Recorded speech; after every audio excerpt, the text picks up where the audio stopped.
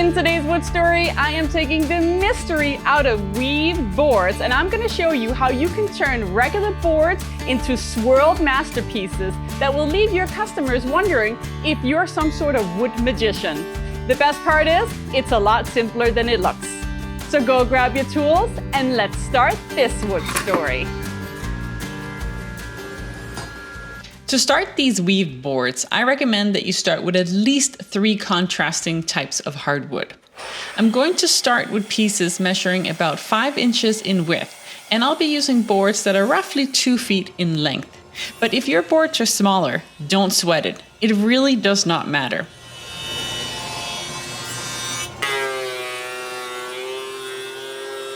For these woven boards that we are making, there's a few things that I recommend that you do to save yourself some frustration.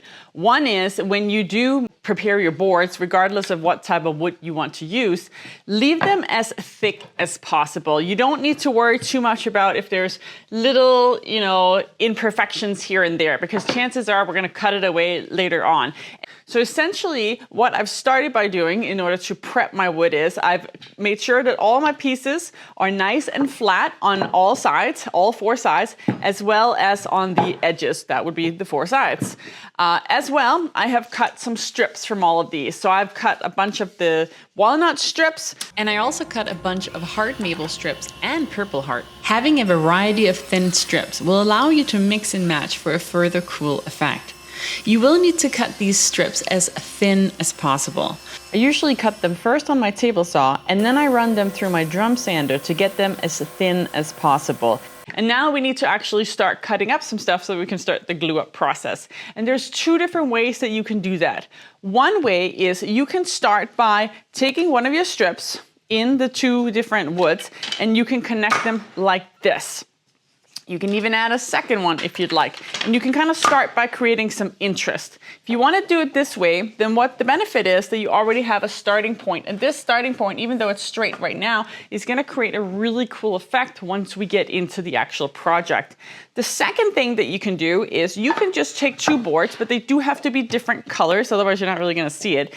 And you're going to put them on top of each other. I'm going to use some painter's tape with some CA glue. I'm going to put that underneath to attach these ones together temporarily. And then what we're going to do is we're going to go over on the bandsaw and we're going to essentially cut a nice little groove. It's not going to be too crazy because I'm using a 1/2 inch blade on my bandsaw, and I recommend that you do the same, because if you do any less than that, you might not get the same tightness in your wave that you would like.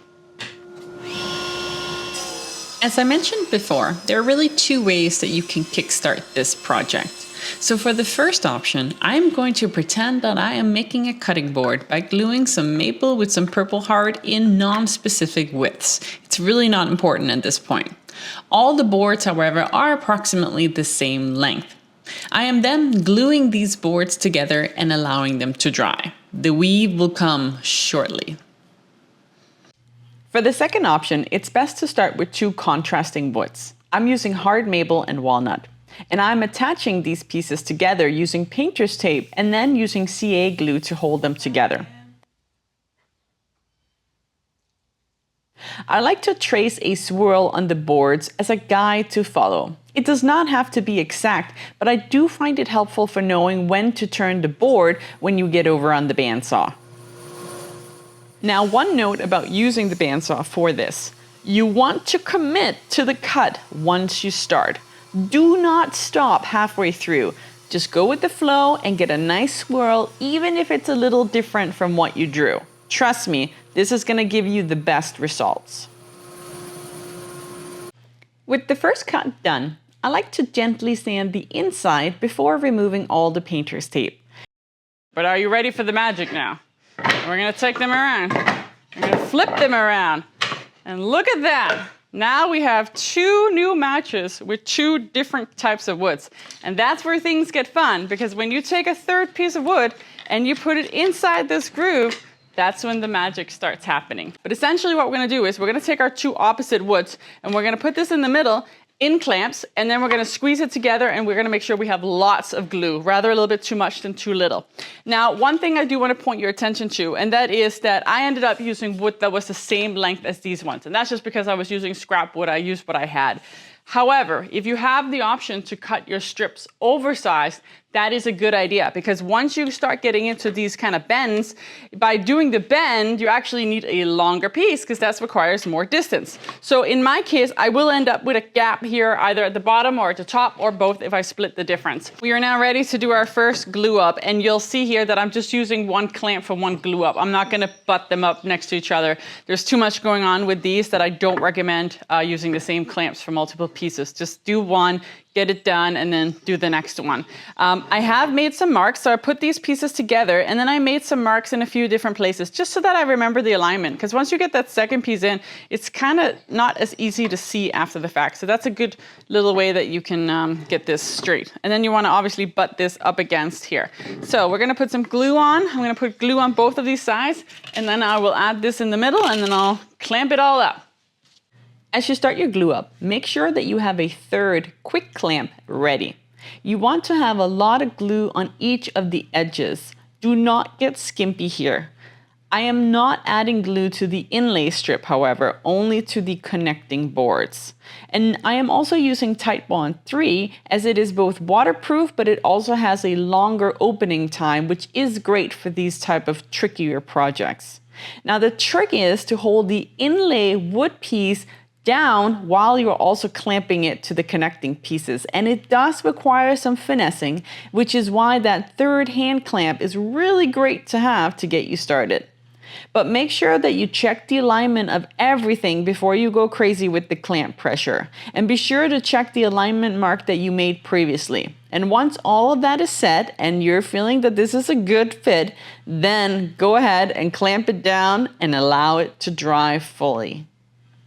So I have gone ahead and I have taken out the first ones that we made out from the clamps, and I have also the other two right here, and I took off most of the clamps, but I am leaving a few. The reasons that I'm not taking these out completely yet is because there's a lot more pressure going on when you have these kind of curves than when you have straight curves. So for me to take these out, I could run the risk of it expanding. So while those continue to dry, we're not going to do anything with them right now, but we can do something here. And there's a few things that you have to keep in mind if you want to proceed with a second cut on the same day. And that is, you need to make sure that your one side is completely flat. If it is not flat, if it is wobbly of any kind, then you're gonna have to wait till tomorrow, because then you're gonna wanna run it through your planer in order to get it nice and straight again. But if it is flat, no wobble, no nothing, then you can go ahead and make that second curve. So I'm gonna do exactly what we did before. I'm gonna go over on the bandsaw and I'm gonna make a nice twirly thing through here. I might try to get part of this just to kind of really illuminate that. And for this one, it'll be super simple. I'll do the same thing right here. And then I'll clamp these up again, and that will at least get me a little bit further in this process, because as I was mentioning earlier, it is usually a multi-day process to get this done. But it's fun, and you can do other things at the same time. So let's continue working on.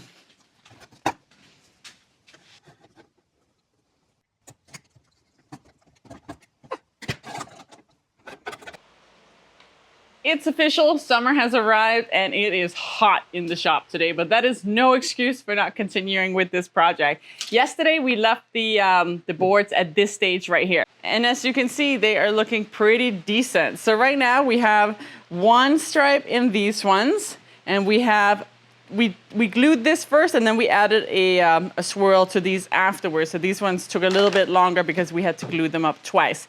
But now, before I continue on, I want to take this down a little bit, because we're at a point now where there's quite a few gaps and inconsistencies between the wood. And it doesn't have to be perfect, but I do want to make it just a little bit better before we proceed, because it is really important, again, that you have one side that's completely flat before you proceed, because every time you do that, you're going to get a much better result. So what I'm going to do is I'm going to first scrape off any of this old glue that's kind of dried up like this, and then I'm taking the boards over to my jointer to get one side nice and flat again. And if you don't have a jointer, you can also use a drum sander or even a hand plane. So once you hit this stage where you have added at least one swirl or wave, It's really up to you whether or not you want to stop at this point or if you want to continue on, because it's subjective. You can do whatever you want. The more times you do this, the more extreme the wave is going to be. But as you can see right now, I did have to remove just a little bit of material. And every time you do a wave, you do end up having to remove a little bit of material, at least if you want to get really good results. So now I have one flat side on both of these pieces again. The other side is still very wobbly. Now I'm not going to bother running this through the planer. I don't need it to be straight on both sides at this point. As long as I have one side that's nice and clean, that's all I need. So once again, I'm just tracing my line where I think I want it to go. Then I'll go over on the bandsaw, I'll cut it open, we'll glue it one more time, and then we'll see what results we're at. Stay tuned. I want to take a quick minute to say thank you so much for following along. If you'd like, please consider subscribing to my channel for more great content. And if you'd like to see even more of what I do on a weekly basis, then you can go ahead and jump over to my Patreon page. The link is right here. And over there, you'll get to see behind the scenes content and all kind of other amazing things that I do throughout the weeks. And in addition to that, last but not least, I also sell merch. It's a great way to support me directly. And most recently, I made this shirt and I call it the upside down flip shirt because not only is it fun, but it is also practical because it will allow you to convert from fractions to decimal to millimeters right in the shop when you need it the most. So regardless if you're using imperial or if you're using metric or if you need to convert from one to the other, then this is your shirt. And it comes in different styles. This is the t-shirt, but I also have some new styles available on my website. Now let's get back to this project. So I finished running these through the jointer first and then the planer afterwards to get them completely straight on both sides again. And I was actually ready to cut these into cutting boards, but I've changed my mind. I feel like it's still not quite where I want it to be. Again, personal preference. You can absolutely stop at this point. But I'm gonna take it one step further. I really want to weave these kind of straight edges in. I don't like that there's so much straightness still in this weave. And this one, because I didn't add the initial straightness to begin with, I also feel like it's missing something. So this is what I've decided to do.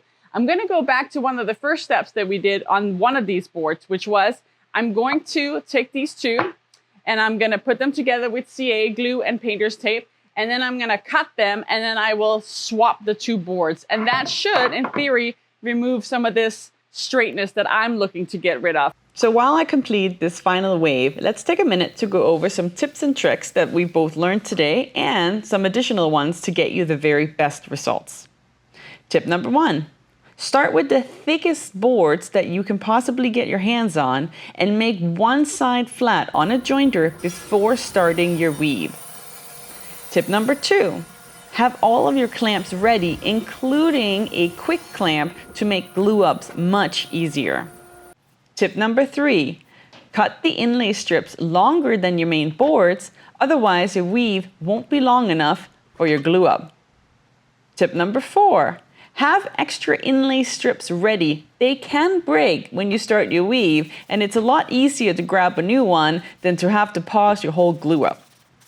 Tip number 5, wipe off excess glue 5 to 10 minutes after you've done each glue up. This is going to help you to always ensure that you have one flat side after your glue up is done. Tip number 6, use a minimum of 3 contrasting woods for the greatest visual effect. And tip number 7, don't rush. Your weave needs at least 24 hours for drying between each one and before it goes through that jointer or planer following. It's very tempting to cut down this time, but trust me, it is not worth the risk, especially when you're 3 to 4 days into a project. If you have more great tips to add, please leave them in a comment below. I'd love to hear them.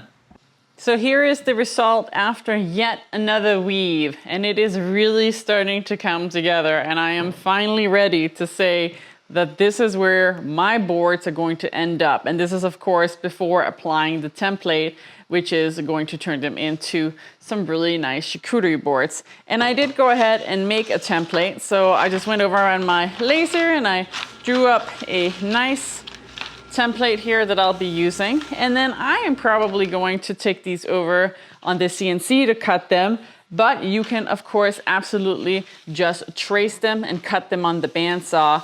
that is super simple to do, or you can use an acrylic template. And I have even gone ahead and made some nice acrylic templates available in my store so that you can grab some really nice ones that will be super quick and easy to use. So that will give you lots of options. But before I make the template, before I cut them, I have to do one more thing, and that is I have to once again take them over to the jointer, and I have to once again take them over to the planer in order to get them perfectly smooth and ready for the cutting of the template. But we're nearing the end here. They're really coming along. I'm super happy with them. I'm going to spare you from having to see once again how I jointed and planed the wood. To turn these boards into charcuterie boards, I totally cheated and I took them over to my CNC. But I did use my hand router to do the round over on the edges, and I also spent a lot of time sanding these boards to get them perfectly smooth. I of course finished them with my absolute favorite walrus oil, and just like that, a short 4 days and 4 weaves later, these boards were done and ready to be sold. Now, in my experience, when customers see these, they are amazed. They think that you're some sort of a wood magician being able to do this to wood. But now you know that it just requires time, patience, and a fun combination of woods. So the real question is, what woods would you combine to create your own masterpiece? Let me know in the comments below. Thank you so much for watching. Please like and subscribe for more great content and how-to videos. And I will see you soon in the next Wood Story.